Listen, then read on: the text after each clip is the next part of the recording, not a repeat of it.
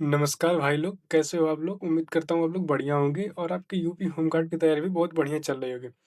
तो भाई लोग आज हम इस वीडियो में बात करने वाले ह्यूमन बॉडी के कुछ महत्वपूर्ण प्रश्न जो आपके आने वाले एग्जाम में बहुत ही सहायक होने वाले हैं।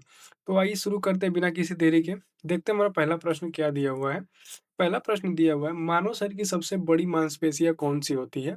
तो उसका सही जवाब हो जाएगा मानव शरीर की जो सबसे बड़ी मांसपेशियाँ होती है, उसका नाम होता है ग्लूटियस मैक्सिमस होता है। क्या होता है? ग्लूटियस मैक्सिमस होता है। ऑप्शन बी जो इसका करेक्ट ऑप्शन हो जाएगा। आइए देखते हैं हमारा अगला प्रश्न क्या दिया हुआ है। अगला प्रश्न दिया हुआ है, रक्त समूह की खोज किसने की थी? तो इसका सही जवाब हो जाएगा रक्त समूह की खोज जो है वो कार्ल लैंडस्टीनर ने की थी, इसलिए ऑप्शन बी जो है इसका करेक्ट ऑप्शन हो जाएगा। अगला प्रश्न देखते हैं क्या दिया हुआ है। श्वेत रक्त कणिकाओं का मुख्य कार्य क्या है? श्वेत रक्त कणिकाओं का यानी कि डब्ल्यूबीसी का मुख्य कार्य क्या है? तो इसका सही जवाब हो जाएगा रोग प्रतिरोधक क्षमता को बढ़ाने का कार्य डब्ल्यूबीसी करता है, रक्त श्वेत कणिका करता है। ऑप्शन सी जो इसका करेक्ट ऑप्शन हो जाएगा। अगला प्रश्न देखते हैं क्या दिया हुआ है। मानव शरीर की सबसे सबसे बड़ी अंतःस्रावी ग्रंथि जिसको इंग्लिश में इंडोक्राइन ग्लैंड कहते हैं, वो कौन सी होती है? तो इसका सही जवाब हो जाएगा थायराइड ग्रंथि। क्या होती है? थायराइड ग्रंथि। ऑप्शन ए जो है इसका करेक्ट ऑप्शन हो जाएगा। आइए देखते हैं अगला प्रश्न क्या दिया हुआ है। वृक्क जिसको इंग्लिश में किडनी कहते हैं, किडनी की कार्यात्मक इकाई क्या है? तो उसका सही जवाब हो जाएगा नेफ्रॉन। नेफ्रॉन जो है वो किडनी का कार्यात्मक इकाई होता है। ऑप्शन बी जो है इसका करेक्ट ऑप्शन हो जाएगा। अगला प्रश्न देखते हैं क्या दिया हुआ है। मानव शरीर का सामान्य तापमान कितना होता है? तो उसका सही जवाब हो जाएगा ऑप्शन ए और बी जो है ये दोनों सही जवाब होगा, क्योंकि अगर मनुष्य का शरीर का जो तापमान है अगर वो सेल्सियस में बात की जाए तो 37 डिग्री सेल्सियस होती है, और अगर फ़ारेनहाइट में पूछा जाए तो 98.6 डिग्री फ़ारेनहाइट होती है। इसलिए ऑप्शन बी जो है इस ऑप्शन सी जो है इसका सही जवाब हो जाएगा। दोनों सही है, ए और बी जो है दोनों ऑप्शन सही है। ऑप्शन सी जो है इसका करेक्ट ऑप्शन हो जाएगा। अगला प्रश्न देखते हैं क्या दिया हुआ है। मास्टर ग्रंथि किसे कहा जाता है? मास्टर ग्रंथि किसे कहा जाता है? तो इसका आप जवाब हमें कमेंट करके बताइए कि मास्टर ग्रंथि, मास्टर ग्लैंड किसे कहा जाता है? आप इसका जवाब हमें कमेंट बॉक्स में बताइएगा। आइए देखते हैं हमारा अगला प्रश्न क्या दिया हुआ है। अगला प्रश्न दिया हुआ है, इंसुलिन की कमी से कौन-सा रोग होता है? इंसुलिन की कमी से कौन-सा रोग होता है? तो इसका सही जवाब हो जाएगा मधुमेह, जिसको हम डायबिटीज़ कहते हैं। डायबिटीज़ जो है वो इंसुलिन की कमी के होने से होता है। ऑप्शन सी जो इसका करेक्ट ऑप्शन हो जाएगा। अगला प्रश्न देखते हैं क्या दिया हुआ है। लाल रक्त कणिकाओं आरबीसी का जीवन काल कितना होता है? तो इसका सही जवाब हो जाएगा 120 दिन होता है। आरबीसी लाल रक्त कणिकाओं का जीवन काल जो होता है वो 4 महीने होता है, जिसको 4 महीने में 120 दिन माना जाता है। ऑप्शन बी जो है इसका करेक्ट ऑप्शन हो जाए। आइए देखते हैं अगला प्रश्न क्या दिया हुआ है हमारा। शरीर की सबसे लंबी कोशिका कौन-सी है? शरीर की सबसे लंबी कोशिका कौन-सी होती है? तो इसका सही जवाब हो जाएगा तंत्रिका कोशिका, जिसको हम न्यूरॉन कहते हैं। जो न्यूरॉन होती है, तंत्रिका कोशिका होती है, वो शरीर की सबसे लंबी कोशिका होती है।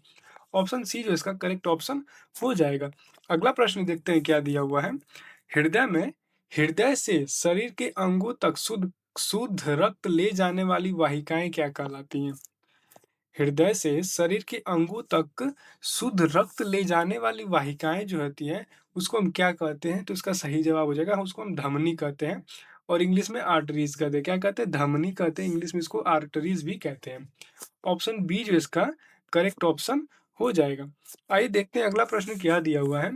रक्त का थक्का जमाने में कौन सा प्रोटीन मदद करता है?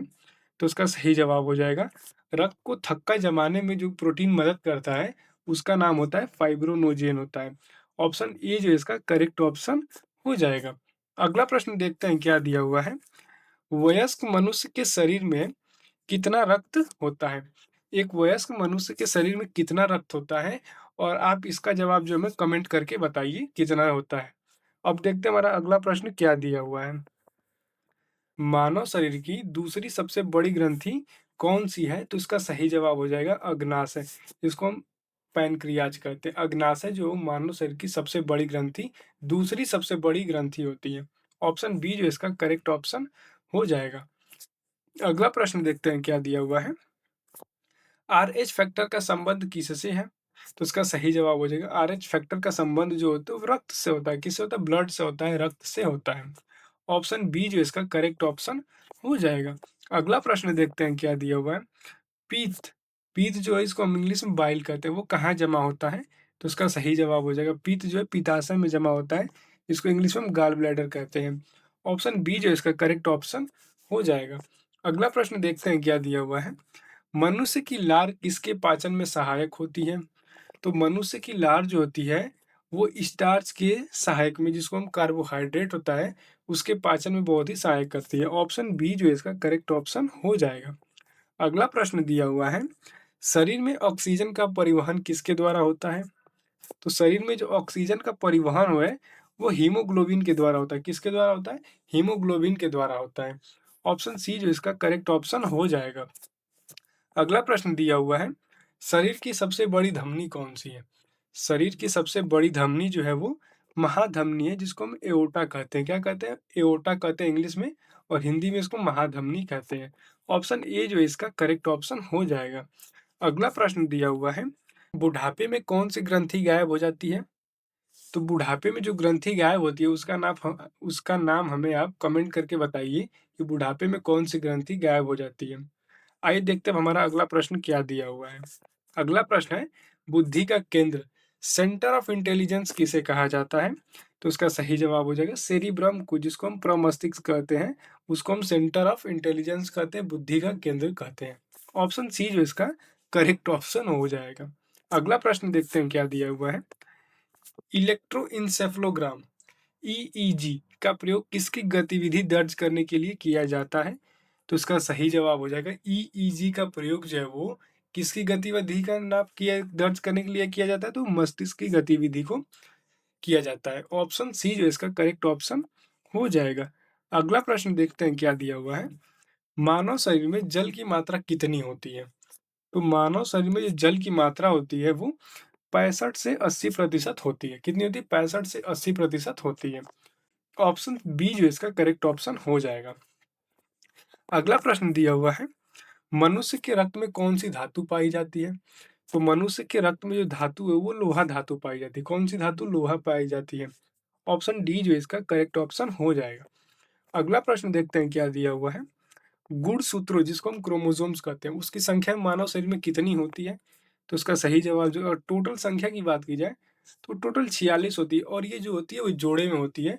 23 जोड़े होती है, यानी कि एक जोड़े में 2 होता है, तो 23 जोड़े में तो टोटल 46 हो जाएंगे। ऑप्शन बी जो इसका करेक्ट ऑप्शन हो जाएगा। अगला प्रश्न देखते हैं क्या दिया हुआ है। मानव शरीर में अमीनो अम्लों की संख्या कितनी होती है? मानव शरीर में अमीनो अम्लों की संख्या कितनी होती है? तो इसका सही जवाब हो जाएगा टोटल 20 होती है। कितनी होती है? 20 होती है।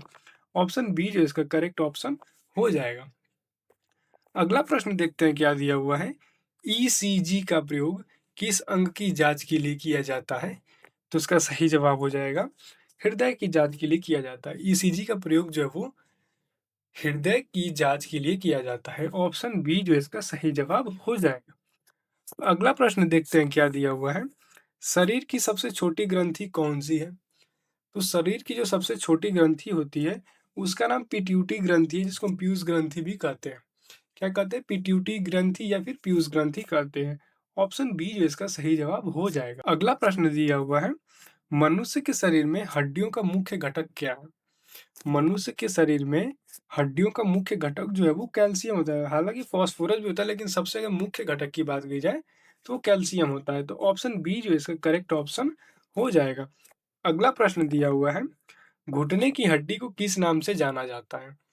तो जो हमारे घुटने की हड्डी होती है उसको हम पटेला के नाम से जानते हैं। किसके नाम से? पटेला के नाम से जानते हैं। ऑप्शन बी जो इसका करेक्ट ऑप्शन हो जाएगा। अगला प्रश्न दिया हुआ है, पथरी किडनी स्टोन मुख्य रूप से किससे बनी होती है?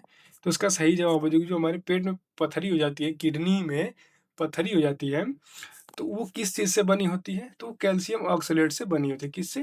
कैल्शियम ऑक्सलेट से बनी होती है। ऑप्शन बी जो इसका करेक्ट ऑप्शन हो जाएगा। चलिए देखते हैं अगला प्रश्न कैसा है दिया हुआ है। आंखों के रंग के लिए कौन सा भाग जो है वो उत्तरदायी होता है? तो इसका सही जवाब हो जाएगा आइरिस। आइरिस जो है वो आइरिस पे डिपेंड करता है कि हमारे आंखों का रंग क्या होगा। ऑप्शन बी जो इसका करेक्ट ऑप्शन हो जाएगा। अगला प्रश्न दिया हुआ है, शरीर में रक्त बैंक का काम कौन करता है? शरीर में रक्त बैंक का काम कौन करता है? तो इसका सही जवाब हो जाएगा प्लीहा करता है, स्प्लीन करता है। तिल्ली नहीं होता है, प्लीहा होता है। ऑप्शन सी जो इसका करेक्ट ऑप्शन हो जाएगा प्लीहा, जिसको इंग्लिश में हम स्प्लीन कहते हैं। अगला प्रश्न दिया हुआ है, मानव शरीर में पसलियों की कुल संख्या कितनी होती है? तो मानव शरीर में पसलियों की जो संख्या होती है वो टोटल 24 होती है। और अगर जोड़े की बात की है तो ये 12 जोड़ी होती हैं, जिसमें से टोटल 24 हो जाती हैं। ऑप्शन बी जो इसका करेक्ट ऑप्शन हो जाएगा। अगला प्रश्न दिया हुआ है, कौन सा विटामिन सूर्य की रोशनी से प्राप्त होता है? कौन सा विटामिन सूर्य की रोशनी से प्राप्त होता है? तो आप इसका जवाब हमें कमेंट करके बताइए कि कौन सा विटामिन जो है वो सूर्य की रोशनी से प्राप्त होता है। तो उसका जवाब हमें कमेंट में करके बता दीजिए। देखते हैं हमारा अगला प्रश्न क्या दिया हुआ है।